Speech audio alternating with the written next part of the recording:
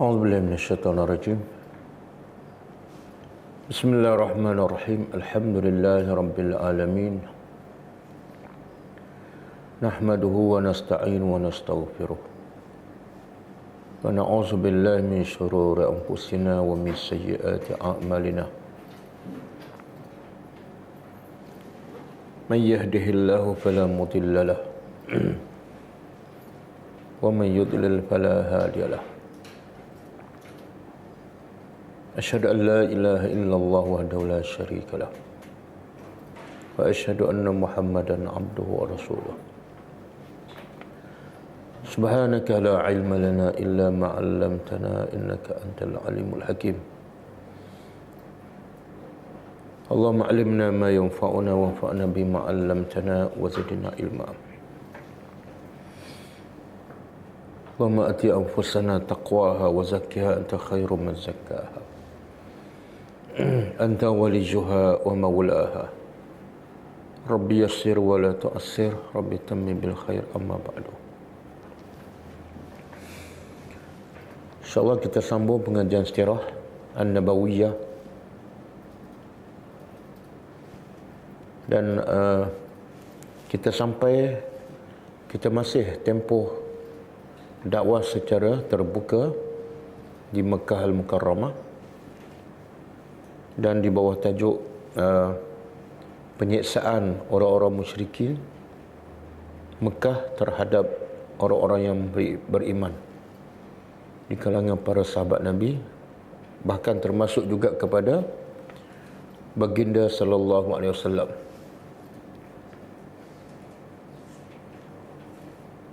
Dan kelas yang lepas kita bincang bagaimana pengorbanan para sahabat dalam keadaan sahabat yang lain yang miskin, yang dhaif, ditekan, diseksa, maka sahabat yang memiliki kekayaan harta, mereka gunakan kekayaan itu untuk menyelamatkan saudara mereka yang beriman yang ditekan dan diseksa oleh orang musyrikin.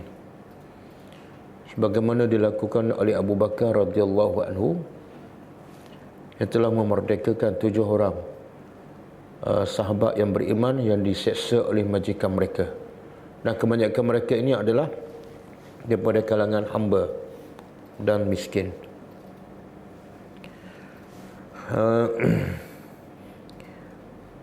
Dan antaranya juga yang diseksa ialah Khabbab bin Al-Arat radhiyallahu anhu, sehingga ketika di Madinah setelah berhijrah, Abu Bakar pernah bertanya kepada Khabbab bin Al-Arat, apa yang pernah dilakukan oleh orang musyrikin Mekah terhadap kamu? Maka dia buka baju dan ditunjuk di belakangnya bekas kesan besi panas yang diletakkan di atas belakangnya. Itu antara contoh-contoh bagaimana Nabi dan para sahabat menghadapi tekanan, penyiksaan, azab daripada orang-orang musyrikin Mekah di peringkat awal. Dan antara gambaran tekanan orang musyrikin Mekah terhadap Nabi dan orang beriman digambarkan dalam satu kisah.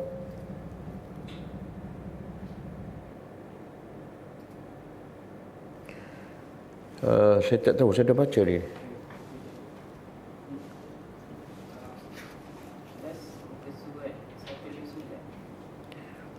Last muka surat 159.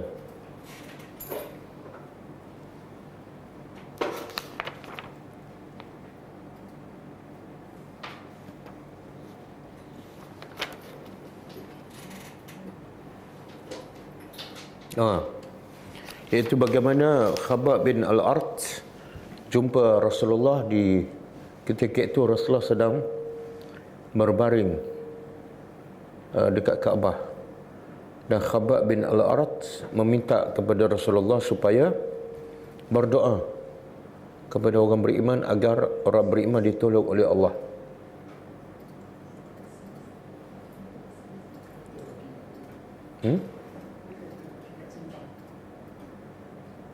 Kereta siapa?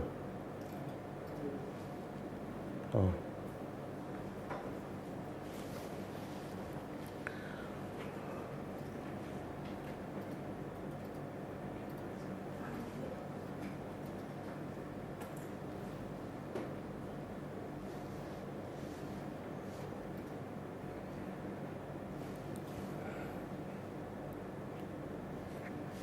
Yang diminta oleh Khabbab bin Al-Arat daripada Rasulullah ialah berdoa. Tapi Rasulullah marah dan mukanya merah. Disebabkan apa? Sahabat minta doa tapi Rasulullah marah. Apa sebabnya? Tidak sabar. Tidak sabar, gopoh dan nak sesuatu hasil sebelum tiba waktunya. Itu sebenarnya salah. Sebab itulah Allah pesan dalam surah Wal Asri. A'udzubillahi minasyaitonirrajim. Bismillahirrahmanirrahim. Wal Asri, demi masa semua manusia dalam kerugian, illal ladzina amanu, kecuali orang yang beriman. Tak cukup beriman. Tak cukup beriman illal ladzina amanu wa amilus solihat, mesti beramal soleh. Tak cukup beramal soleh, mesti ada yang ketiga, wa tawassaw bil haq, sentiasa berpesan dengan kebenaran, makna berdakwahlah. Dan tak cukup dengan berdakwah, mesti ada rukun yang keempat, rukun yang manusia akan selamat daripada kerugian dan kecelakaan, iaitu wa tawassaw bi sabri. Sebab itulah Nabi marah dan muka Nabi marah kepada Khabbab bin Al-Arat yang tak sabar, walaupun mereka sebenarnya telah ditekan, diseksa begitu rupa. Okey, rasanya kita sampai kat situ kan.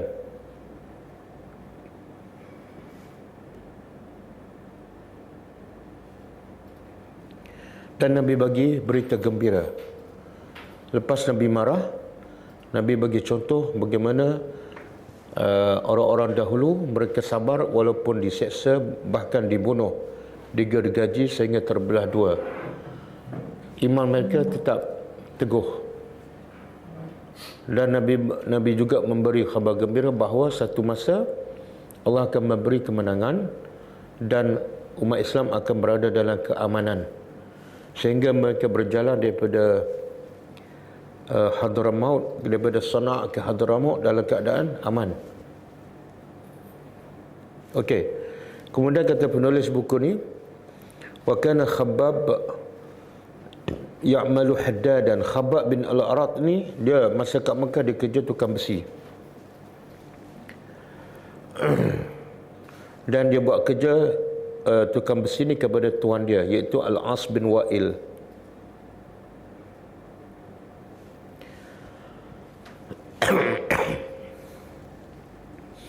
Maka hasil kerja tu sepatut dia dapat duit lah, tapi Al-As tidak bagi duit itu kepada Khabbab.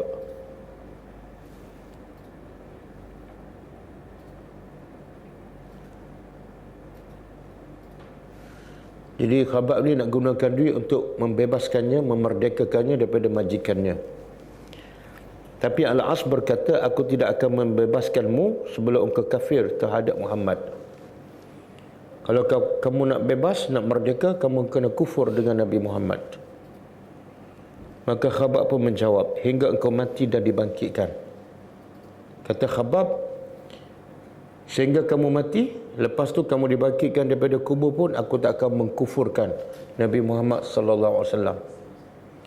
Tengok keteguhan iman para sahabat yang asalnya orang miskin, hamba dan hidup dalam kesusahan, tapi bila diuji dengan harta, mereka tidak goyah. Bahkan mereka sanggup hilang harta demi untuk mempertahankan akidahnya. Al-As bin Wa'il pun menjawab sambil mengejek bahawa ia akan menebus dirinya dengan hartanya pada hari kiamat. Maka Al-As jawab lagi, kalau engkau tak nak mengkufurkan Nabi Muhammad sehingga aku mati dan sehingga aku dibangkitkan, maka aku akan tuntut lagi di akhirat besok. Maka turun ayat ni, ayat surah Maryam, ayat 77 hingga 80.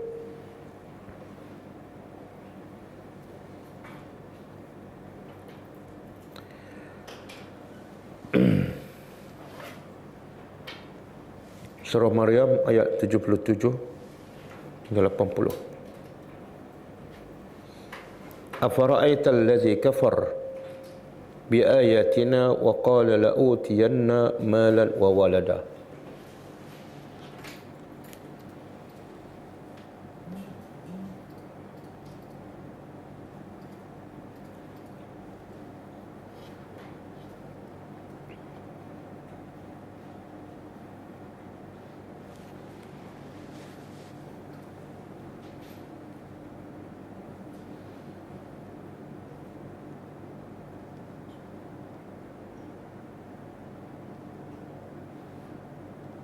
Okey, maksud dia ayat ini turun kepada Al-As bin Wa'il yang berkata kepada hambanya iaitu Khabbab. Jadi dia kata, aku akan bayar duit kamu bila aku mati dan dibangkitkan di akhirat besok. Dia lupa bahawa dia mati itu akan masuk neraka. Maka Allah rakam kisah ini dalam ayat ini. Afara'aita, wahai Muhammad, kamu lihat tak? Allazi kafara, orang yang kufur dengan ayat kami tetapi dia berjanji, wa qala la utiyanna, pasti aku akan beri harta dan anak di akhirat besok. Jadi Allah nak bagi tahu betapa bodohnya mereka ini. Mereka kufur dengan ayat Allah di dunia, tapi di akhirat besok mereka berangan-angan bahawa mereka akan hidup dengan senang, bahkan boleh lagi bagi harta dan anak kepada orang.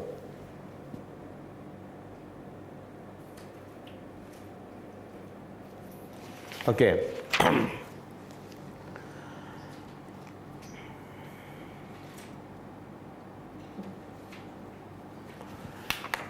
Dan tekanan ini kita sambung lagi.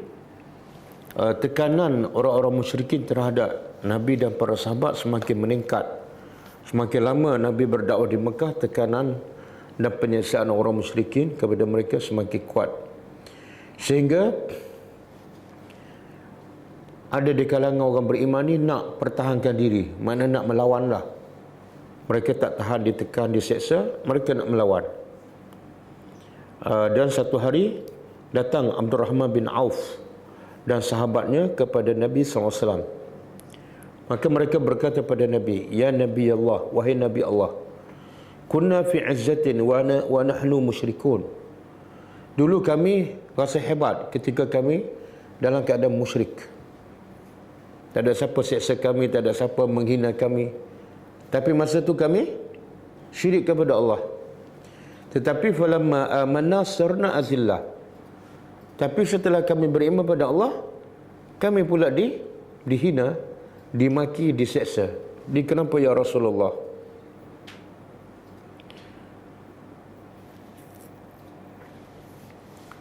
Boleh faham apa yang nak disampaikan oleh Abdurrahman bin Auf. Dulu kami syirik, kufur kepada Allah, tapi tak ada siapa hina kami, tak ada siapa seksa kami. Sedangkan kami lawan Tuhan. Sekarang kami beriman dengan Allah, tapi terbalik pula, kami pula dihina, diseksa. Itu satu fahaman yang betul ke salah? Salah. Apa yang salah?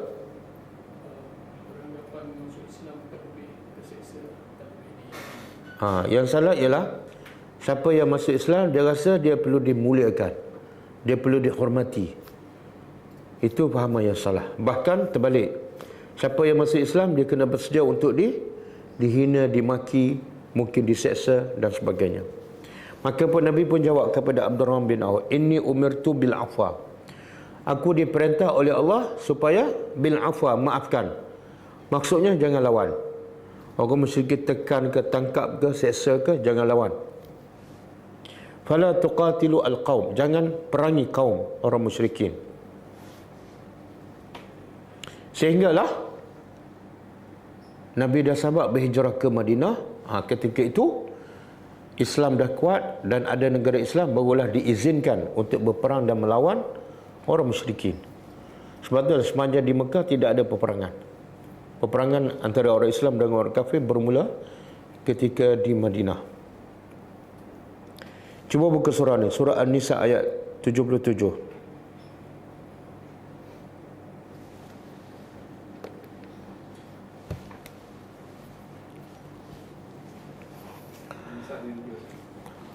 An-Nisa 77.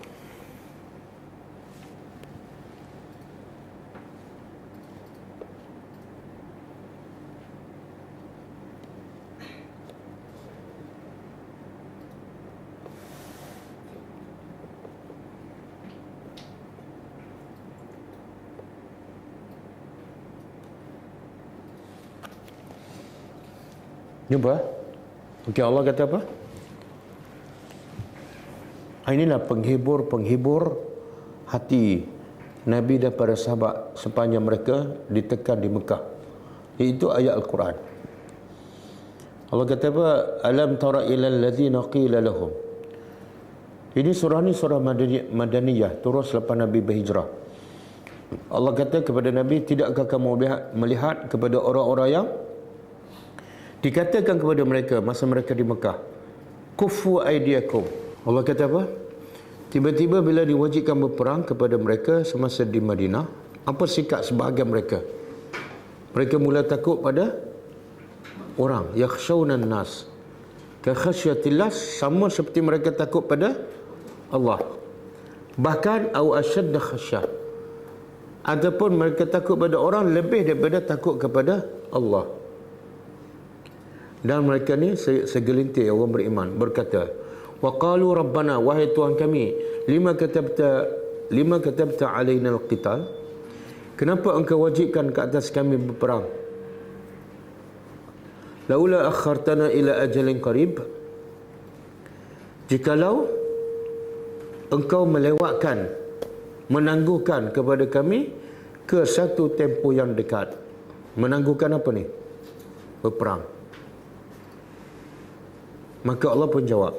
Allah suruh Nabi jawab, kul, katalah wahai Muhammad pada segelintir sahabat ni, kul mata'ud dunya qalil, katalah keseronokan dunia tu hanyalah sedikit, wal akhiratu khairun, dan akhirat itu lebih baik bagi siapa? Limanittaqa, bagi orang yang bertakwa. Dan wala tuzlamuna fatila, mereka tidak akan dizalimi walaupun sedikit. Okey, apa pengajaran daripada ayat ni? Masa kat Mekah, mereka ditekan, ditindas, diseksa. Dan ada sebahagian mereka nak melawan kan? Nak melawan, nak berperang. Tapi Allah kata apa? Jangan. Tapi bila mereka berhijrah ke Madinah, Allah pun wajibkan berperang. Mereka kata apa? Takut. Kenapa mereka takut? Apa yang Allah nak cela ni? Ayat ni sebenarnya Allah nak mencela para sahabat, segelintir para sahabat. Sikap apa ni? Ya? Apa dia? Takut mati. Satu. Yang kedua? Cakap tak serupa bikin. Dulu bersemangat nak minta berperang, masa tak boleh. Tapi bila masa boleh, Allah suruh berperang bagi alasan. Ini perangai yang sangat-sangat dimurkai oleh Allah. Allah kata apa? Ya ayyuhallazina amanu lima taquluna ma la taf'alun. Wahai orang beriman, kenapa kamu cakap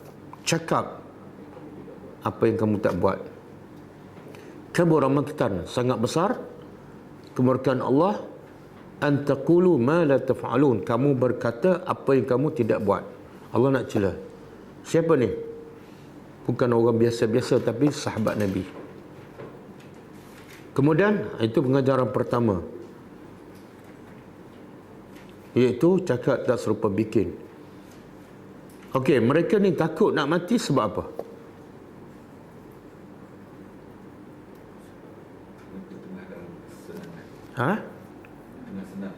Tengok masa Madinah, masa di Mekah mereka nak berperang, sanggup mati kan? Tapi bila pergi Madinah, mereka takut pula nak mati. Apa sebab? Sebab di Madinah dah senang, ada harta, nampak kan. Jadi maknanya sebab utama mereka tak nak berperang masa di Madinah ialah kerana cintakan dunia. Maka Allah bagi rawatannya apa dia? Allah kata pada Nabi, bagi tahu pada mereka yang cintakan dunia ni, qul mata'ud dunya qalil, keseronokan dunia hanyalah sedikit je. Yang kamu sayang nak tinggal dunia tu dan tak nak pergi berperang hanyalah sedikit saja bila dibanding dengan akhirat. Wal akhiratu khairun. Yang aku nak suruh kamu berperang, nak bagi akhirat yang jauh lebih baik daripada dunia, tapi kamu tak nampak. Sebab tu bila tak nampak, manusia akan sayang benda yang depan mata, walaupun benda tu remeh-temeh, benda kecil. Sebab jahil ataupun akhirat tak clear kan. Ini sahabat. Kalau kita tak tahulah kan. Kita kadang-kadang solat je kan, bukan nak pergi berjihad, bukan nak mati. Bila dengar azan kan, kita dengar urusan dunia, nak tinggal urusan dunia kan, kadang-kadang tewas. Padahal pergi solat bukan mati pun, bukan cedera pun. Dan nak tinggal pula bukan besar pun, bukan bilion, kadang-kadang telefon je, kadang-kadang siram pokok je kan. Itulah nilai manusia.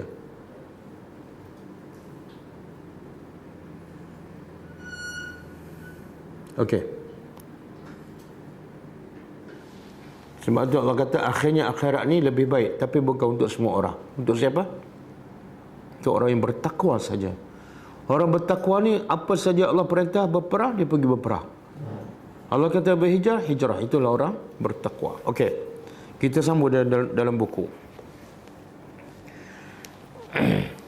Saya nak sebut beberapa poin kenapa Allah tak benarkan Nabi dan sahabat melawan orang musyrikin dan tak benarkan mereka berperang.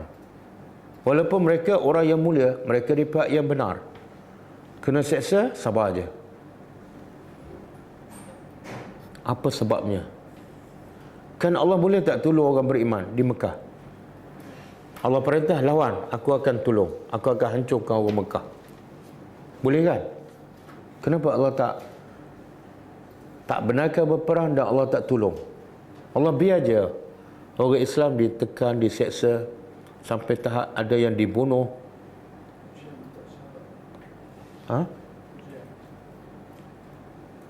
Ujian. Tapi ujian janganlah sampai 13 tahun. Setahun 2 tahun okey lah kan. 13 tahun ni.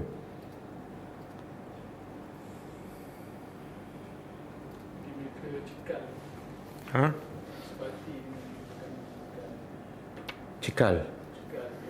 Dia banyak sebab lah yang disebut oleh Dr. Ali As-Salabi. Dia kata sebab pertama, proses Mekah adalah proses pendidikan, proses tarbiyah generasi yang akan memimpin dunia. Jadi orang musyrikin ni, sahabat yang beriman ni asalnya gembala kambing, orang badui, hamba. Dan Allah nak latih dia untuk bukan memimpin kampung, tapi memimpin dunia. Maka proses latihan tu perlu kuat dan dalam tempoh yang lama. Jadi kalau dalam tempoh proses tarbiyah dah berlaku peperangan, tarbiyah tak boleh berlaku. Boleh faham?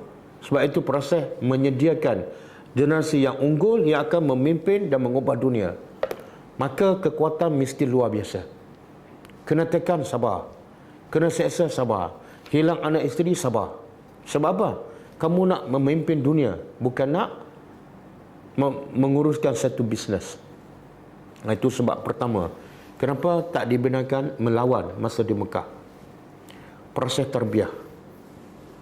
Tapi sekarang kita tengok, kalau siapa-siapa yang mana-mana lah, jemaah ke, parti ke, NGO ke, ada tak proses ni? Proses membentuk anak-anak buah dia ke, ahli dia dalam proses membentuk dia untuk menjadi pemimpin yang hebat dan boleh menguruskan dunia. Ada proses tu? Tak ada. Yang ada ialah majlis penyebaran ilmu. Proses membentuk generasi itu tidak ada. Tapi mereka mendakwa mereka ikut sunnah Nabi. Betul kan? Tapi apa yang Nabi buat, mereka tak buat apa. Itulah bila Khabbab bin Al-Arat minta Nabi berdoa, Nabi marah pada Khabbab. Kamu ni tak sabar. Kamu sedar tak? Sekarang Allah sedang nak proses membentuk hati-hati dan jiwa-jiwa yang kental yang akan mengubah dan menguruskan dunia.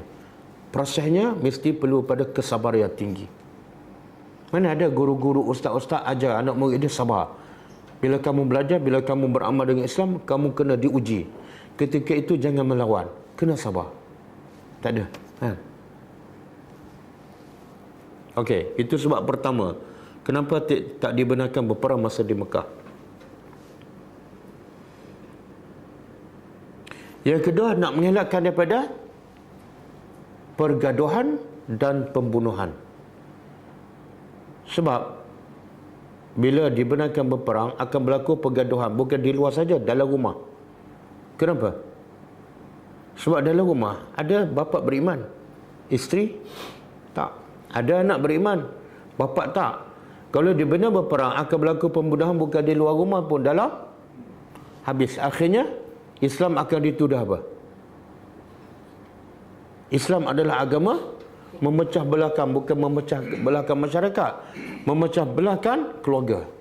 Anak bunuh bapa, bapa bunuh anak. Kalau dibenarkan berperang dan melawan. Itu sebab kedua.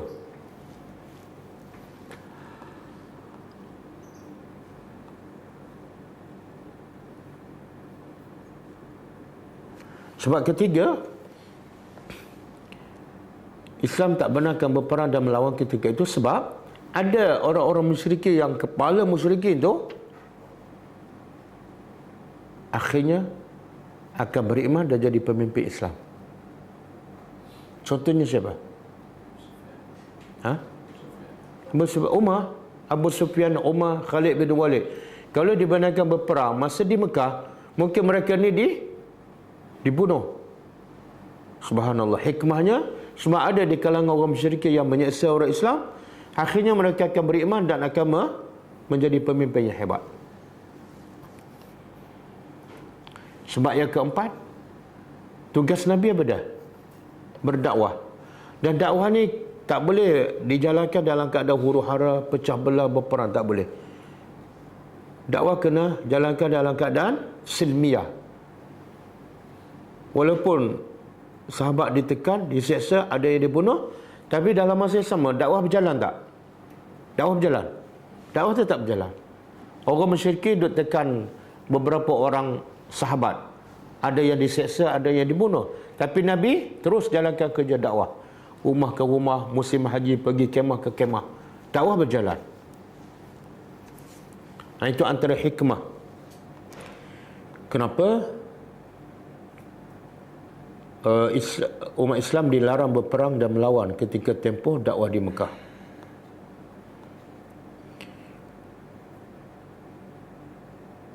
Dan juga pengajaran daripada ayat ni, ayat surah Al-An'am ayat 108. Cuba buka.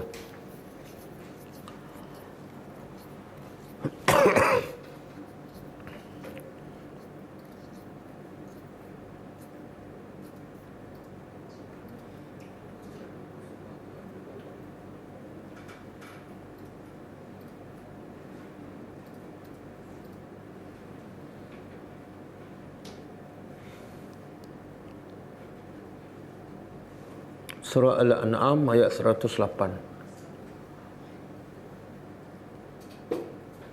Okey, Allah kata apa? Auzubillahi minasyaitonir rajim. Wala tasubbu. Allah kata jangan kamu mencela. Mencela apa? Allazina yad'una min dunillah. Orang-orang yang menyembah selain daripada Allah.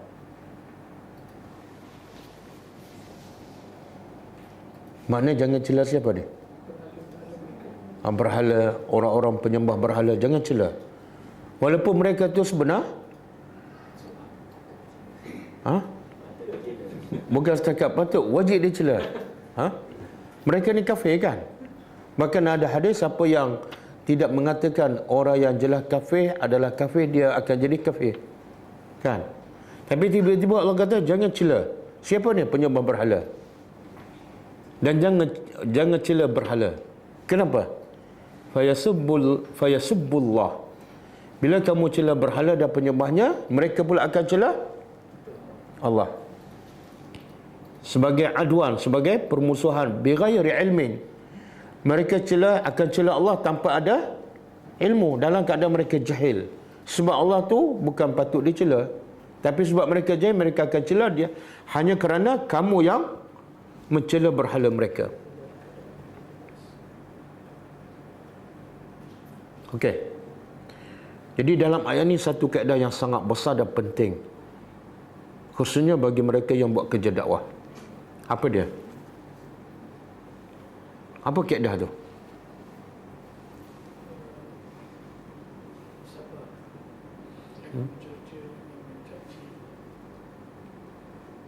Ada satu kaedah. Daripada ayat ni sahabat belajar satu kaedah yang menyebabkan mereka tak akan mencela walaupun orang kafir sebarangan. Iaitu kaedahnya, bila maslahat kebaikan yang dilakukan, dia nak buat kebaikan tapi membawa kepada kemudaratan yang lebih besar, maka dia tinggal kebaikan ni. Saya ulang. Sekiranya kebaikan yang dilakukan membawa kepada kemudaratan yang lebih besar, maka kena tinggal kebaikan ini walaupun kebaikan. Okey, dalam ayat ini apa kebaikannya? Mencela berhala, bagus kan? Kita mencela benda yang tercela, bagus, baik. Tapi disebabkan mencela, kita buat kebaikan iaitu mencela berhala, membawa kepada apa? Mereka mudarat lebih besar, iaitu mereka cela, maka kena tinggal perbuatan baik iaitu mencela berhala.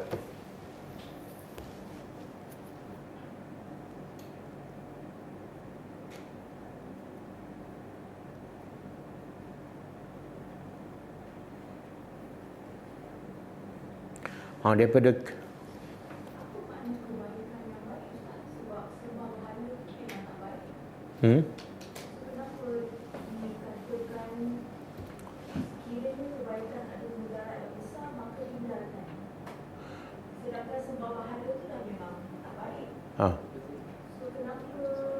tak, dia bukan kita biarkan mereka semua berhala.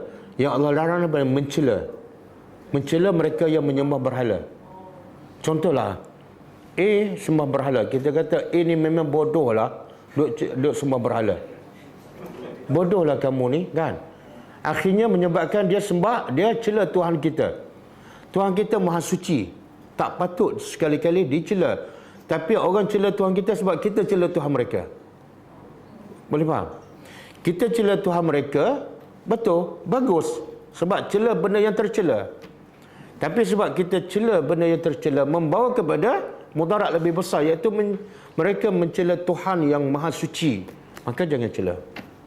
So mana tu nak datang dakwah tu dalam proses tu, macam mana nak masukkan Okey.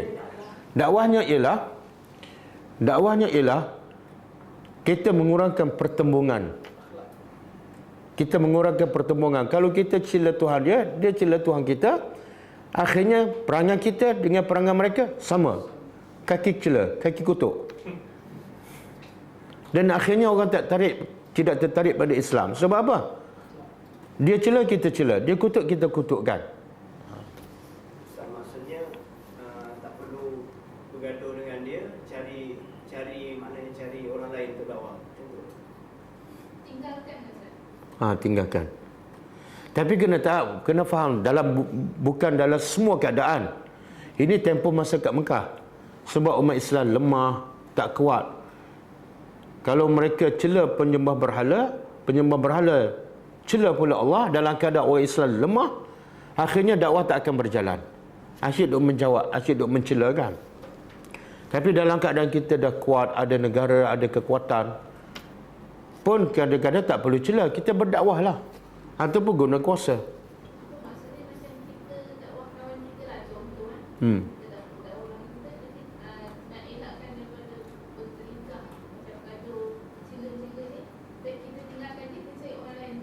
Ya, ya. Yang kita bergaduh tu 2 orang. Yang tak nak bergaduh dengan kita ada 2,000. Kan? Cerdiklah sikit.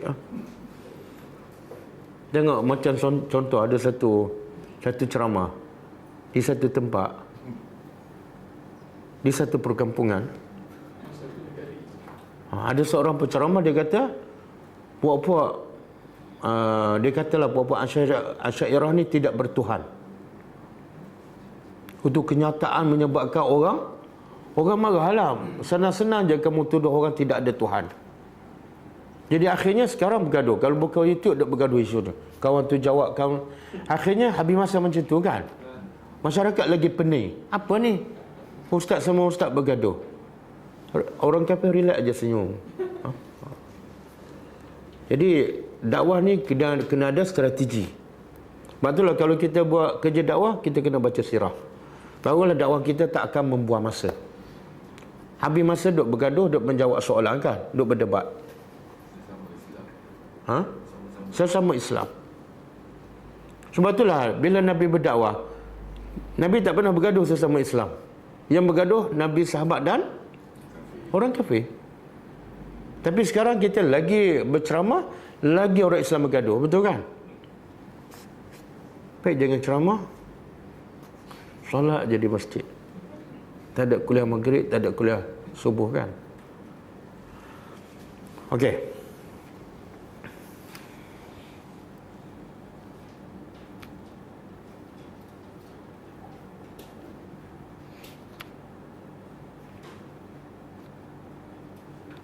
Kemudian kata penulis ni,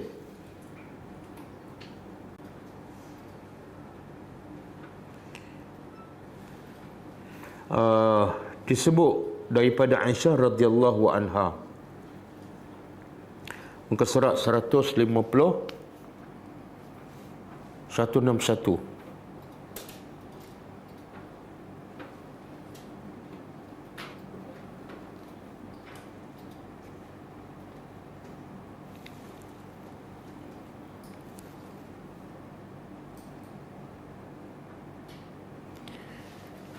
Dalam buku terjemah muka surat 160. Aisyah radhiyallahu anha dan Abdullah bin Umar radhiyallahu anhuma melontarkan ungkapan yang cukup indah. Aisyah berkata setelah ditanya tentang hijrah. Aisyah ditanya tentang hijrah bila masa Aisyah dah di Madinah. Maka kata Aisyah, la hijratal yaum, tak ada hijrah dah lepas ni. Sebab hijrah dah berlaku, sahabat dah berhijrah ke Madinah, lepas ni tak ada hijrah. Kenapa? Kanal mu'minu yafiru ahadu bidini ilallah. Dulu perlukan hijrah sebab apa?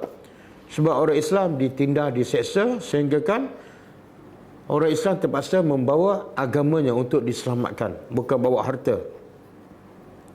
Takut apa? Takut agamanya terjejas, akidahnya rusak. Fa'amal yaum, kata Aisyah, adapun hari ini, iaitu ketika di Madinah, faqad azharallahu al-Islam, Allah telah memenangkan Islam. Jadi tidak ada hijrah. Wal yaum, dan hari ini, ya'budu rabbahu, semua orang boleh sembah Allah mengikut apa yang dia hendak. Maksudnya apa tu? Kita perlu hijrah selagi mana kita tak boleh beribadat dengan sempurna. Kadang-kadang nak buat ni tak boleh, nak buat ni tak boleh, nak buat tempat tu tak boleh. Sebab tu Allah perintah pada Nabi dan sahabat hijrah ke Madinah. Bila hijrah di Madinah, mereka bebas nak beribadat, sembah Allah di mana-mana sahaja dan bila-bila masa. Manakala Abdullah bin Umar berkata, kana Islam qalila, kata Abdullah bin Umar, Islam asalnya qalil, sedikit je. Bahkan Nabi seorang je asalnya. Wa kana rajulu, dan sahabat yang beriman masa itu, yuftan, difitnah, diuji dalam agamanya. Sama ada qataluhu, sama ada orang musyrikin bunuh orang beriman, wa imma yu'azibu, ataupun mereka orang musyrikin menyeksa orang Islam. Sehinggalah Islam tu semakin ramah dan semakin kuat sehingga hari ini. Proses tu. Bagaimana Islam dah kuat di Madinah, ada negara, sebab apa? Sebab proses pendidikan tarbiyah di Mekah selama 13 tahun. Salah satu prosesnya apa dah? Jangan melawan, jangan berperang. Fokus pada pendidikan hati. Sebab itulah Nabi sentiasa ada bersama sahabat di Mekah. Nabi tak tinggal sahabat. Sebab proses pendidikan, guru tak boleh tinggal anak murid. Kalau tinggal anak murid, berterabur. Apa pengajarannya? Ada satu kisah. Seorang Nabi, dia tinggal anak murid dia. Lepas tu anak murid dia berterabur. Kisah siapa? Ha? Bukan. Nabi Musa. Dia tinggal berapa hari? 40 hari. Anak murid dia, Bani Israel semua apa? Ijlah, kan? Diketua oleh Samiri. Jadi ada ahli sirah, ahli pakar sirah mengatakan Nabi kita Muhammad SAW mengambil pengajaran daripada kisah Nabi Musa. Jangan tinggal. Dalam proses nak mendidik, nak membentuk jiwa, nak mengkentalkan kesabaran mereka, guru kena sentiasa bersama anak murid. Dan Nabi dalam penulis buku ni, penulis kata Nabi sentiasa menyuruh, memerintah sahabatnya supaya tahan diri, sabar dan jangan lawan. Dan kena buat apa? Untuk mendapat kekuatan untuk sabar tu. Apa dia? Ayat Quran. Ayat Quran. Allah perintah pada Nabi apa dia? Dalam surah Al-Muzammil. Cuba buka.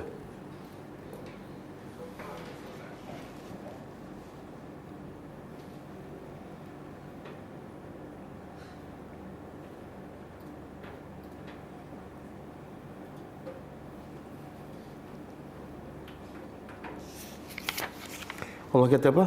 Ya ayyuhal muzammil, wahai orang muslimun, qumil laila, bangun malam. Siang hari kamu berdakwah, kena tekan, kena seksa. Malam malam jangan duk menangis. Bangun malam. Malam pula bukan setengah jam. Berapa banyak? Qumil laila, bangun malam kecuali sedikit je yang tak bangun. Au nisfahu, separuhnya. Awin kus minhu, ataupun kurang daripada separuh. Kurang daripada separuh makna 1/3 malam. Au zid alaihi, ataupun lebih daripada separuh, iaitu 2/3 malam. Buat apa?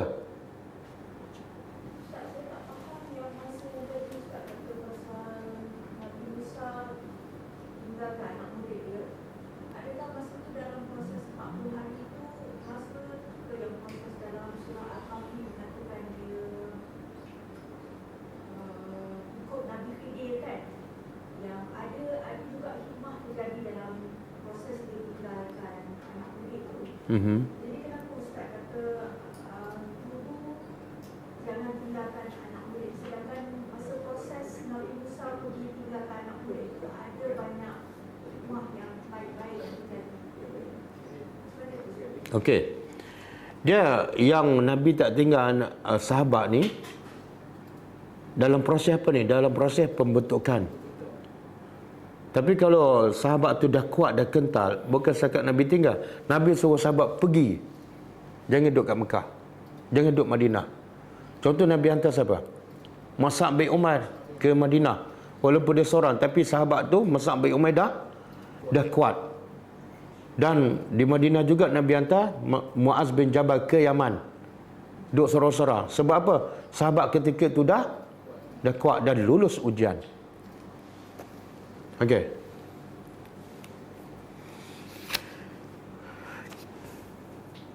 Jadi Allah kata pada Nabi, wahai orang yang berselimut, bangun malam separuh ataupun 1/3 ataupun 2/3. Buat apa? Warattilil Qur'ana tartila. Tartil Al-Quran dengan tartil. Apa makna tartil? Baca dengan betul, dengan bertajwid, dengan makhraj dan faham dan hayati. Kenapa ni? Allah begitu terang-terang. Sebab apa Allah suruh bangun malam? Cuba bayangkan, cuba bayangkan. Dalam keadaan Nabi siang berdakwah, kena maki. Sahabat pun berdakwah, kena maki, kena seksa, kena azab. Malam pula Allah suruh bangun malam. Malam pula bukan bangun sedikit, tapi separuh malam, 1/3 ataupun 2/3 malam. Kenapa? Jadi bila nak berehat? Orang kalau dah teruk kena seksa siang hari, biasa malam dia buat apa? Kalau kita lah. Ha? Dalam keadaan kita tak ditekan siang hari, tak berdakwah, tak diseksa, tak dicaci, malam berapa jam bangun? Ha? Tak bangun kan? Tengok. Cuba kita fikir bagaimana Nabi dan sahabat susah. Siang berdakwah kena caci, kena maki, bangun malam kena bangun sebahagian besar. Seolah mereka ni betul-betul dia apa? Ha? Mereka tak ada waktu rehat. Sebab apa? Sebab itulah waktu proses nak membentuk hati manusia supaya betul-betul kental. Sebab apa? Allah begitu sebab tu. Baca ayat selepas tu. Inna apa dah? Inna sanulqi alaika qawlan saqila. Sebabnya kamu kena bangun malam, kena baca Quran, kena tartil. Sebab kami akan campak ke atas kamu qawlan, kata-kata yang saqila. Apa dia? Berat. Apa tu kata-kata yang berat? Ha? Quran. Apa yang berat? Siapa yang bawa Quran rasa berat je, macam nak jatuh? Apa yang berat tu? Ha? Hukum hakam. Lagi? Yang paling berat apa dia? Yang paling berat. Dalam salat ada hukum hakam, ada akidah, ada lagi kisah-kisah para sahabat kan. Tapi sebenarnya intipati Quran keseluruhannya ialah dakwah. Bila kamu terima Al-Quran, kamu kena sampaikan isi Quran kepada orang. Jadi yang paling berat bukan solat, yang paling berat bukan puasa, yang paling berat ialah nak berdakwah. Sebab manusia betul-betul akan diuji dan kadang-kadang tak sabar masa berdakwah. Ramai boleh sabar kalau salat malam, ramai boleh sabar bila pergi umrah, ramai boleh sabar pergi salat berjemaah di masjid. Tapi bila berdakwah ni, bukan dapat pujian, bukan naik pangkat, tapi mungkin hilang pekerjaan, mungkin dicaci, mungkin kena berhijrah. Maka perlu kekuatan yang luar biasa.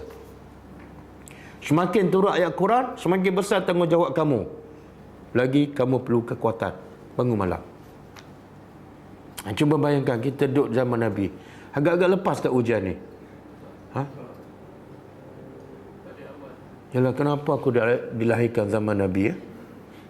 Nyesal pula. Ada orang terbalik, dia kata, baiknya kalau aku ada di zaman Nabi.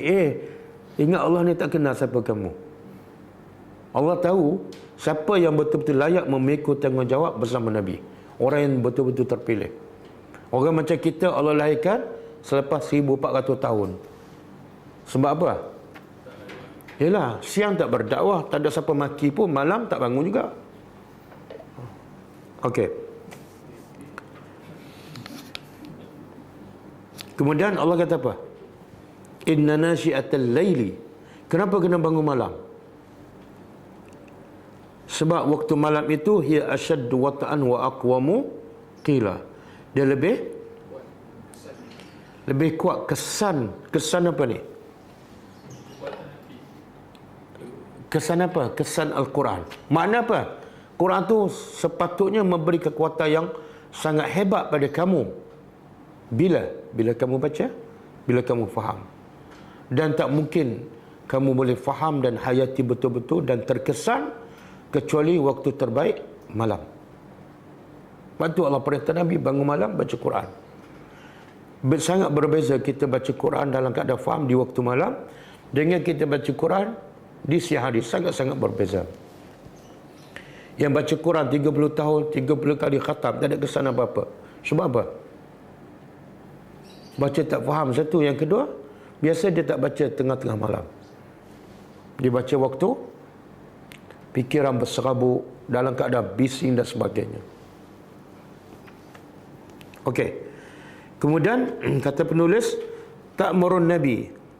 Allah memerintahkan Nabi supaya jadikan sebahagian besar malam untuk apa? Bukan untuk berehat, tapi untuk beribadat. Sehinggalah kaki Nabi bengkak. Dan begitu juga Nabi pula perintah para sahabat supaya hidupkan malam dengan sebahagian besar dengan solat malam. Kita tahu kan, Nabi bukan wajib salat malam ni kepada Nabi saja, tapi kepada sahabat. Wajib, bukan sunat. Dalam tempoh sampai setahun, akhirnya sahabat rasa tak tahan. Dahlah siang kena berdakwah, kena maki, kena halau, malam kena bangun malam lagi. Dan bukan sekejap, sahabat tak tahan. Maka turun ayat terakhir surah Al-Muzammil. Allah meringankan. Cuba tengok surah Al-Muzammil ayat terakhir.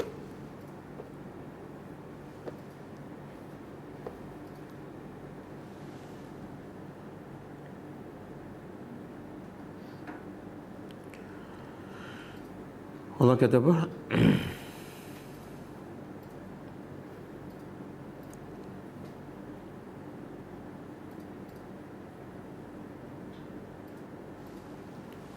Inna rabbaka, sesungguhnya Tuhan engkau, ya'lamu, Tuhan engkau tahu, annaka taqumu, engkau bangun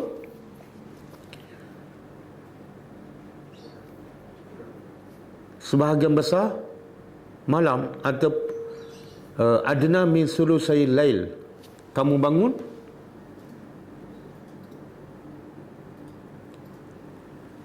selama kurang daripada 2/3 malam, dan selama 1/2, sama ada 2/3 ataupun 1/2, separuh, dan ataupun 1/3, Allah tahu.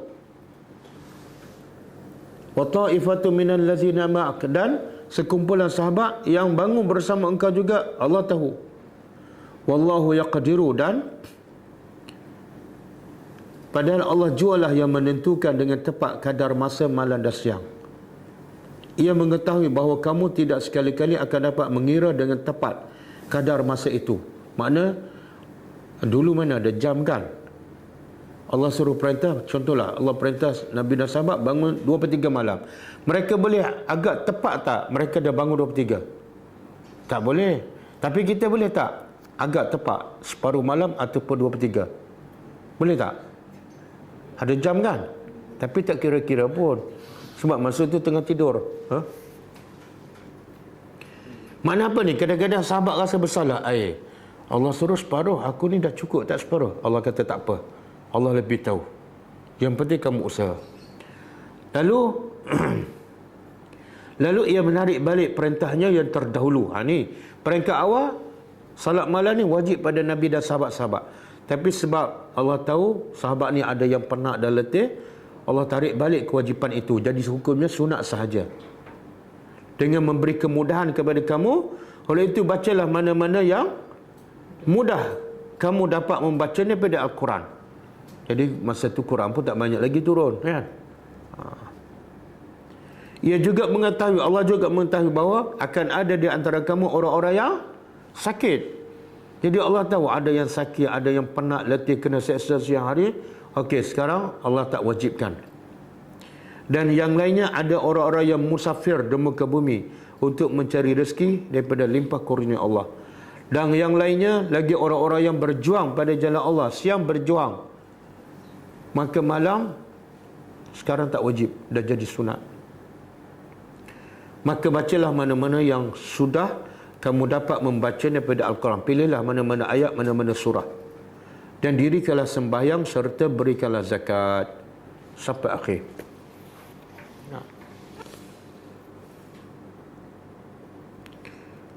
Okey ya.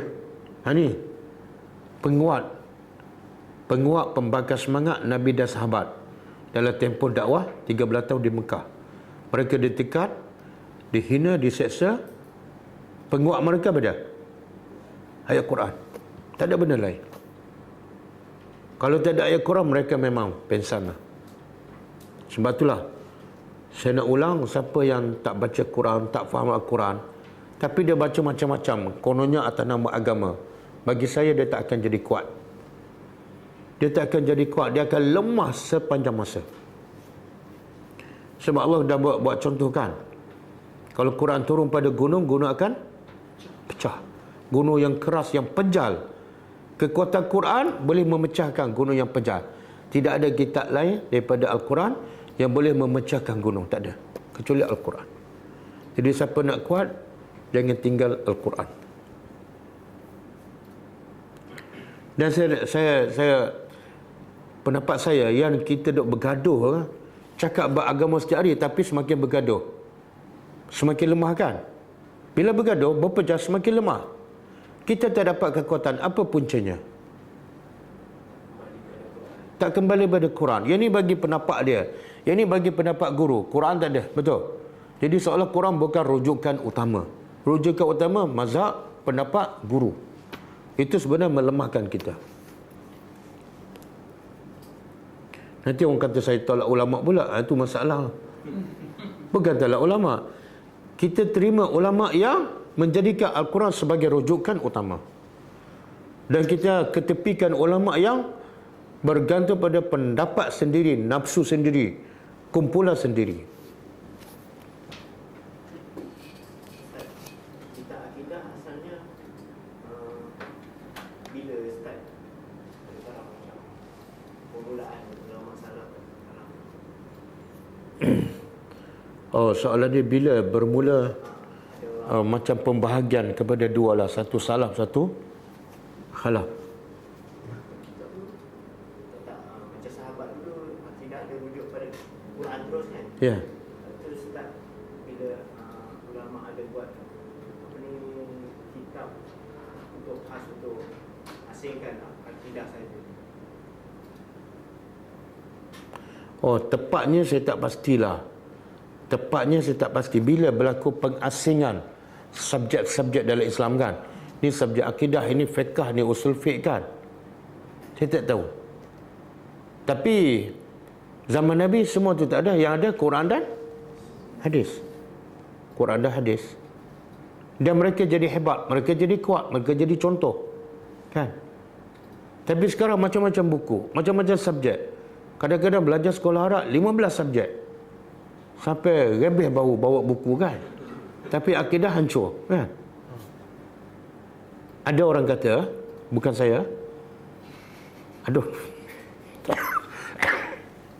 Ada orang kata yang mula memecah-becahkan subjek-subjek ni dan menjadikan bahagian ni belajar subjek ni je. Contohlah, kalau fakulti usuluddin hanya belajar tafsir, dia tak belajar syariah. Kalau fakulti syariah tak belajar tafsir. Kan? Itu adalah perancangan musuh. Supaya apa? Orang Islam pakar dalam bahagian tertentu. Tapi Al-Quran tak pakar. Waktu kita pergi mana-mana fakulti jamiah Islam, tak ada yang semua belajar kena belajar Al-Quran. Tak ada.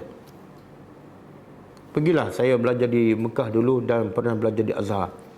Kuliah usuluddin ke, kuliah apa lagi, akidah ke, kuliah syariah ke, tak ada subjek yang belajar tadabbur Al-Quran sepenuhnya.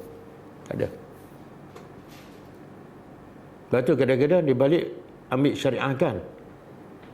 Kita suruh dia mengajar fiqh. Okey, ini bidang saya. Lepas tu bila kita suruh mengajar tadabbur Al-Quran, minta maaf, ini bukan bidang saya. Pada syariah tu daripada Al-Quran. Betul tak? Ada yang pecah pula bahagian fakulti bahasa Arab. Kita suruh dia mengajar tadabbur Al-Quran. Oh, minta maaf Ustaz, saya pengkhususan saya bahasa Arab, nahwu dan saraf. Nabi pun pengkhususan bahasa Arab juga. Sahabat Nabi semua pengkhususan bahasa Arab. Tapi asas mereka kefahaman ialah bersumberkan Al-Quran. Jadi kalau nak pecah-pecah, mungkin orang kata nak belajar semua tak mampu Ustaz. Kita ambil bahagian-bahagian lah. Ambil bahagian-bahagian tu menyebabkan tak faham yang induk tu. Kan? Yang penting pada asasnya belajar Quran. Lepas tu kamu dah mahir Al-Quran, dah faham Al-Quran, belajarlah perkhususan syariah ke, fiqh ke. Tapi asas mesti faham Al-Quran dulu. Okey. Okey. Sebab itulah sahabat-sahabat Nabi dibesarkan dalam tempoh mereka di Mekah, dibesarkan dan didik dengan apa? Dengan Al-Quran. Dan dari segi ibadatnya pada masa itu puasa tak ada, solat 5 waktu pun tak ada, haji umrah lagi tak ada. Silibusnya mereka Al-Quran. Ibadatnya apa? Solat malam, buka surah Sejadah.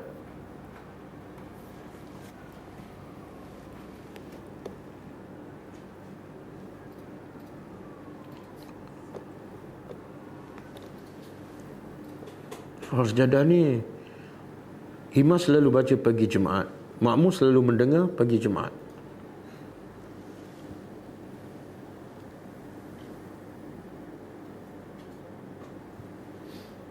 Okey, jumpa.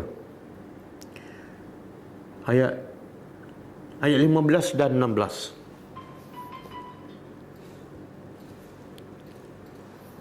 Ayat 15 dan 16.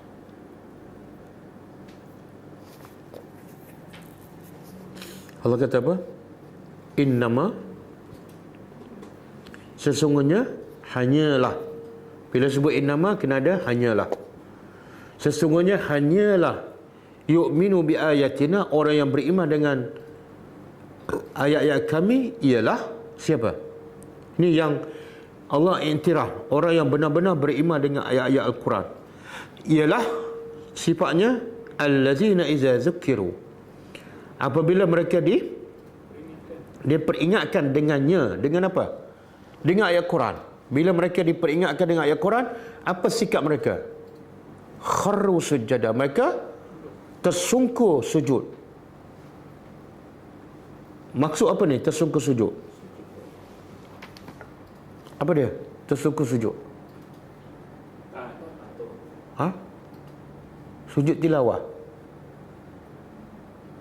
Tak, maksud tersungkur sujud ni ialah, kata ahli tafsir, orang beriman bila baca Al-Quran, ada je perintah Allah, terus patuh. Itu maksud tersungkur sujud.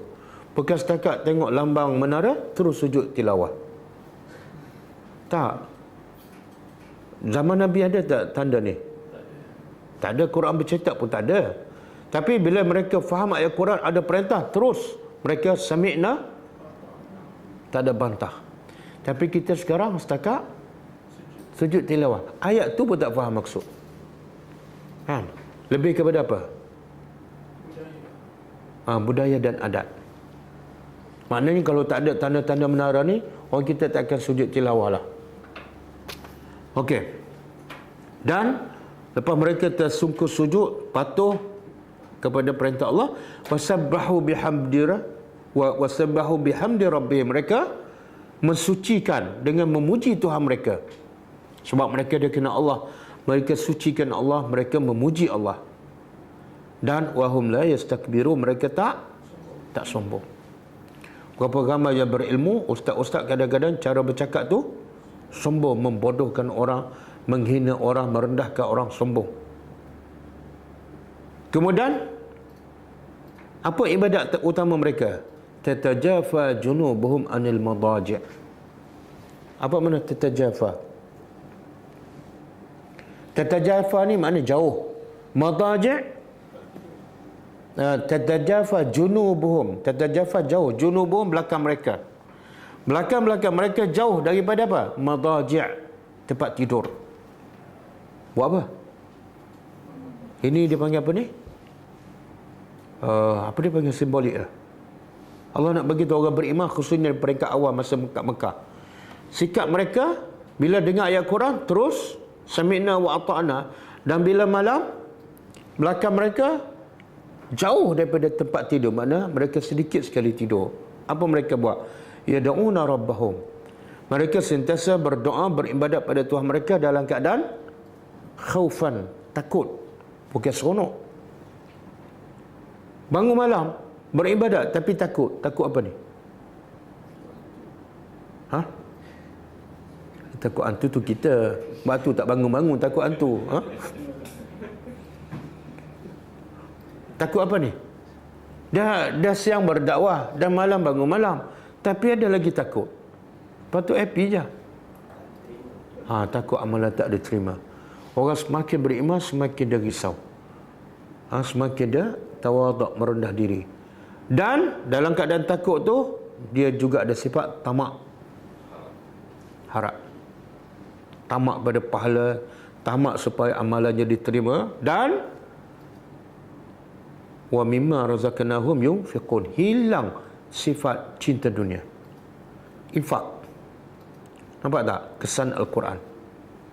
Dua benda yang penting kan? Dia ada dua benda yang penting dalam hidup. Satu, ibadat kita dengan Allah bangun malam tu. Yang kedua, ibadat dengan manusia dengan cara infak. Berapa ramai yang bangun malam tapi kedekut hangit. Pasal apa? Sebab ayat 14 tak ada. Ayat 14 tak ada. Bila dibaca ayat Quran, mereka tak faham dan mereka tidak ada kharu sujada. Tidak ada sami'na wa ata'na. Jadi akhirnya dalam kepala mereka dunia lebih besar daripada akhirat. Okey. Kita sampai kat mana ni? Muka surat 159. Okey, kita habiskan sikit sebelum masuk tajuk baru.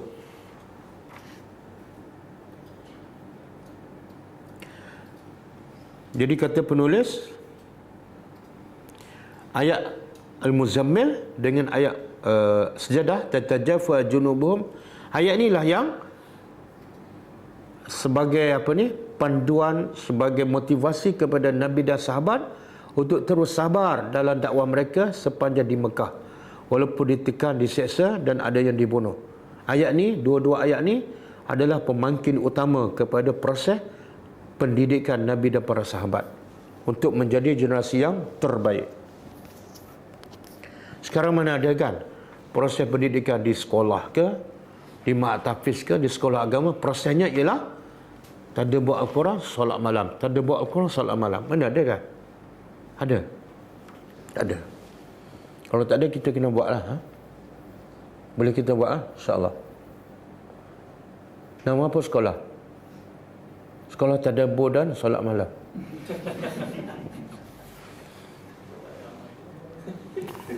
Memanglah tak ramai.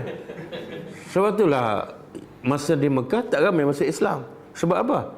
Dia lah kena dakwah, lepas tu malam kena bangun malam, siang kena maki buat, mana nak ramai. Tapi di sisi Allah, sebab itulah yang beriman di zaman Mekah lebih kurang 200 orang, 13 tahun.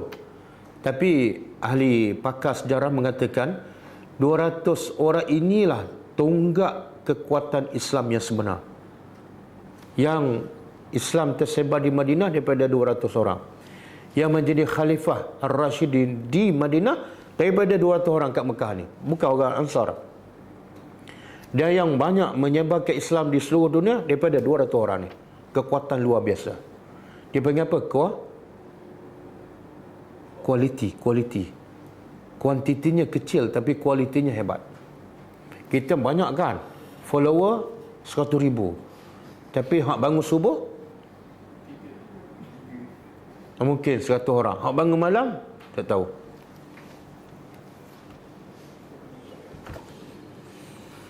Okey, cukup lah.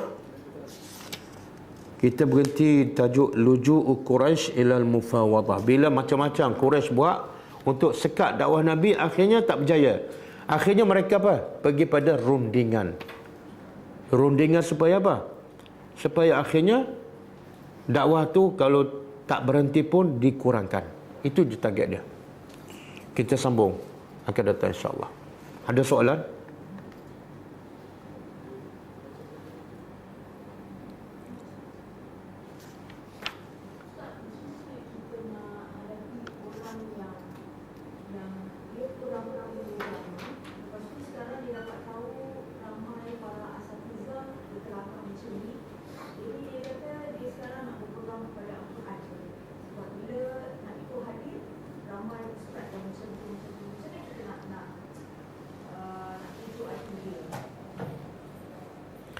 Okey, alasan dia nak pegang pada Quran saja apa dia? Apa alasannya? Sebab dia kata alasan ramai sekarang ni dah jadi macam trend para asatizah asyik bergaduh je. So dia kata macam mana dia nak ikut apa yang Rasulullah SAW suruh kita buat, berpegang pada Al-Quran dan juga kepada hadis dan sunnah. Mana Quran dan sunnah lah, bukan Quran saja. Dia nak pegang Quran saja, dia tak nak pada hadis dan sunnah. Sebab dia kata yang doa-doa para asatizah ni pun berlagak. So dia kata baik dia berpegang pada Okey, yang dia nak pegang Quran tu dia nak ikut siapa? diri dia sendiri. Sebab dia kata yang mana kalau dia ikut diri dia sendiri, guru dia syaitan lah. Bukan mungkin confirm. tak, sebab dia nampak, dia kata yang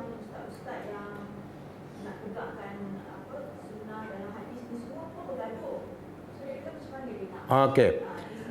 Dia panduan Nabi dah bagi tahu. Nabi sebut dalam satu hadis yang sahih kan. Yang maksud dia, aku tinggal pada kamu dua perkara. Dan kamu tak akan sesat selama-lama sekiranya kamu betul-betul berpegang pada dua. Maknanya kalau pegang pada satu, sesat. Kalau pegang Quran saja, sesat. Kalau pegang pada hadis saja, sesat. Sebab Nabi kata, pegang dua. Okey? Jadi yang bertelagah tu confirm tak pegang salah satu ni. Sebab Nabi kata kalau pegang betul-betul dua pasti tak sesat. Dan Islam ni bukan agama bertelagah. Islam ni agama kasih sayang. Bila kamu cerita pasal Islam, cerita pasal hadis tapi bertelagah. Mana mungkin salah satu tak pegang pada dua-dua ataupun hanya pegang pada satu saja. Jadi kalau orang macam tu dia kata tak pegang pada Quran saja, lagi kamu tak akan bertelagah tapi tak punya kamu betul. Kan? Dia ada ayat-ayat iblis. Iblis kata apa? Tengok bertelagah baik kamu buat kerja seorang-seorang. Ikut Quran je. Itu lagi tak bertelagah tapi confirm sesat. Satu. Yang kedua, kita tanya dia balik. Zaman Nabi ada tak sahabat-sahabat sendiri yang berbeza pendapat? Ada. Itu satu lumrah. Tapi janganlah sampai, bagi saya lah yang berlaku ni satu bentuk bertelagah, betul-betul bergaduh, maki hamun. Yang kedua, dalam bentuk yang menegakkan kebenaran. Satu pihak menegakkan kebenaran dengan dalil-dalil yang sahih Quran dan hadis.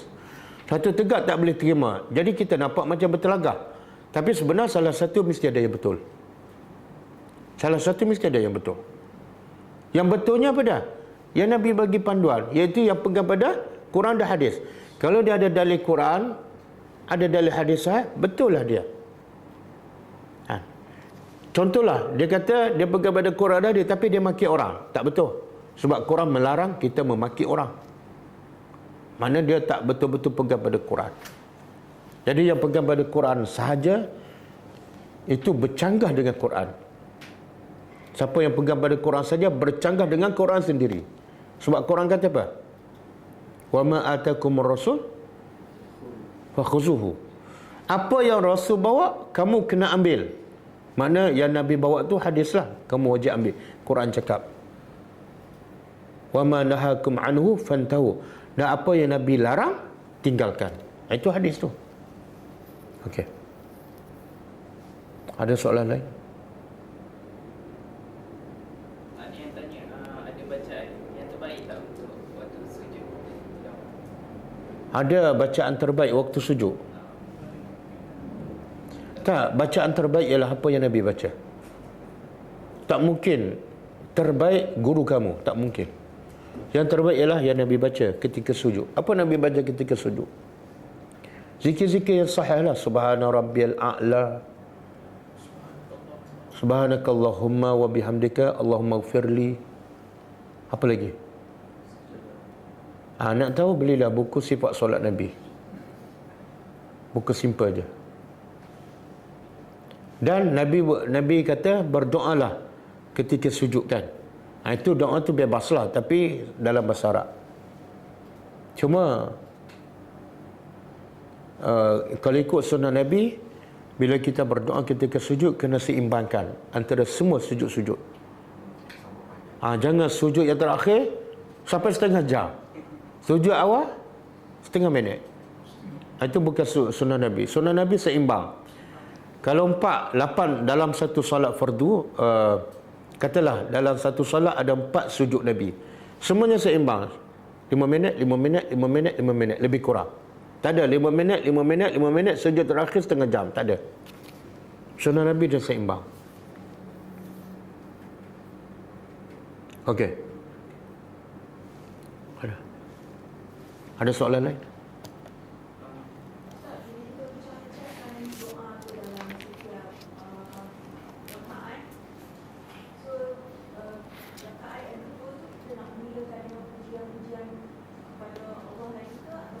Tak payah. Dia bila kita berdoa dalam solat, kita tak perlu mula dengan pujian pada Allah dan berselawat. Sebab dalam solat tu dah ada pujian dan ada selawat. Sebab tu bila kita nak berdoa dalam ketika sujud, tak perlu kita mula dengan Allahumma salli ala Muhammad. Sebab Salat tu dah mula dengan pujian kepada Allah. Allahu Akbar. Allahu Akbar kabira. Dan ada selawatnya masa tahiyat awal dan tahiyat akhir. Maka dalam ketika sujud, terus je berdoa.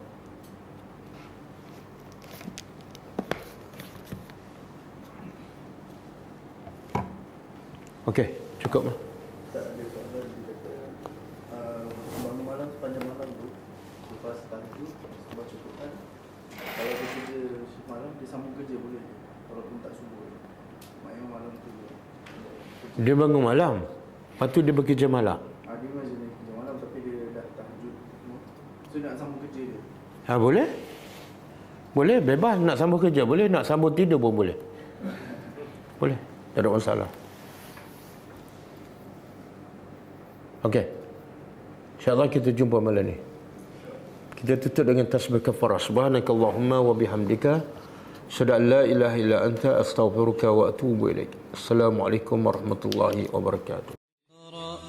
كتاب الله ترق جنانه وتنل